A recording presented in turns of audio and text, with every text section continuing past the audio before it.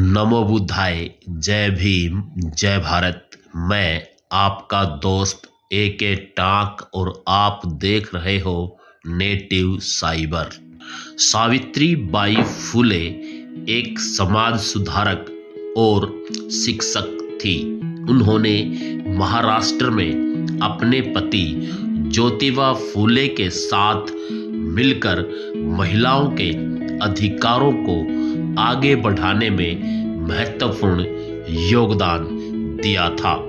Savitri by फुले को भारत में नारीवादी आंदोलन की स्थापना का सरोकार माना जाता है। सावित्री बाई फुले ने अहमदनगर के सिंथिया फरार के स्कूल में अपनी पढ़ाई की तथा साथ ही शिक्षक प्रशिक्षण के लिए एक कोर्स भी किया।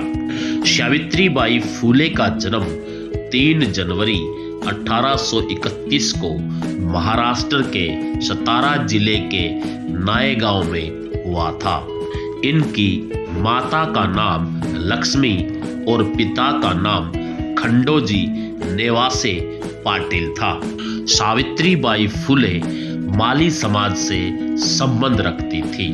10 साल की उम्र में सावित्री बाई का विवाह 13 वर्ष के ज्योतिराव फुले से हो गया था। अपनी शादी के समय तक सावित्री बाई बिल्कुल अनपढ़ थी और पढ़ती भी कैसे, क्योंकि उस समय हिंदू वर्ण व्यवस्था के अनुसार लड़कियों और शूद्रों को शिक्षा ग्रहण करने का अधिकार ही नहीं था। इसलिए सावित्री बाई अपनी शादी की उम्र अर्थात 10 साल तक बिल्कुल अनपढ़ थी। फिर शादी के बाद ज्योतिराव फुले ने सावित्री बाई को घर पर ही पढ़ा लिखा कर तैयार किया और उन्हें अपनी कन्या पाठशाला में लड़कियों को पढ़ाने का काम सौंप दिया। जब सावित्री बाई लड़कियों को पढ़ाने पाठशाला जाती तो रास्ते में ब्राह्मण लोग उनको गालियां देते और उन पर मिट्टी के ढेले, कीचड़, पत्थर और गंदा पानी फेंकते। पर सावित्री बाई ब्राह्मणों की इन करतूतों से डगमगाई नहीं और लड़कियों को पढ़ाने पाठशाला बराबर जाती रही। सावित्री बाई का पाठशाला जाकर लड़कियों को पढ़ाना ब्राह्मणों को बिल्कुल भी अच्छा नहीं लग रहा था। इसलिए ब्राह्मणों ने ज्योतिराव के पिता गोविंदराव पर धार्मिक व सामाजिक दबाव बनाकर ज्योतिराव और सावित्री बाई को घर से निकलवा दिया। घर से बेघर होने पर भी ज्योतिराव और सावित्री बाई ने पाठशाला में अध्यापन का कार्य लगातार जारी रखा। इस बीच उस्मान शेख और उनकी बहन फातिमा शेख ने ज्योतिराव और सावित्री बाई की काफी मदद की।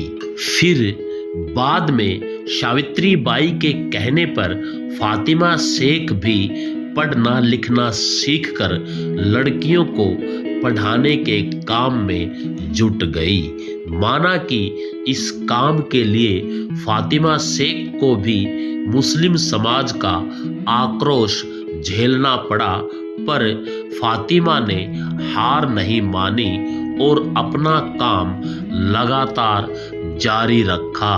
फिर बाद में 28 जनवरी 1853 को सावित्री बाई ने फातिमा शेख के सहयोग से उस्मान शेख के यहाँ बाल हत्या प्रतिबंधक गृह की स्थापना की, जिसमें 2-4 साल में 100 से अधिक विधवाओं की प्रसूति हुई। इस गृह की देखभाल और व्यवस्था सावित्री बाई खुद करती थी।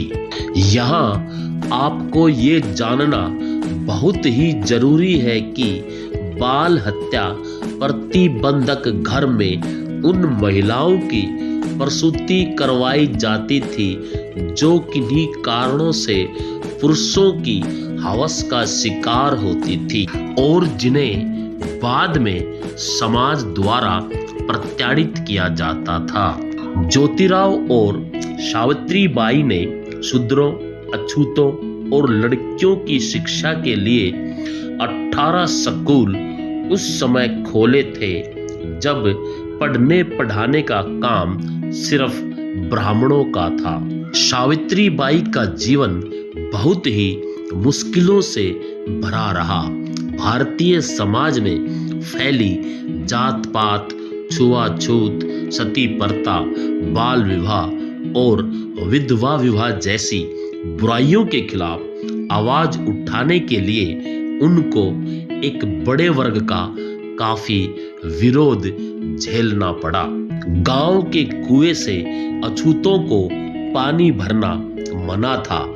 यह बात भी सावित्री बाई को सही नहीं लग रही थी, इसलिए उन्होंने ज्योतिराव के साथ मिलकर एक अलग से कुआं खुदवा दिया ताकि अछूत लोग भी आसानी से पानी ले सकें। उनके इस कदम का भी ब्राह्मणों ने खूब विरोध किया। जीवन भर समस्याओं से जूझती हुई वो संघर्षशील नारी प्लेग बीमारी से पीड़ित होने के कारण 10 मार्च 1897 को इस संसार से चली गई।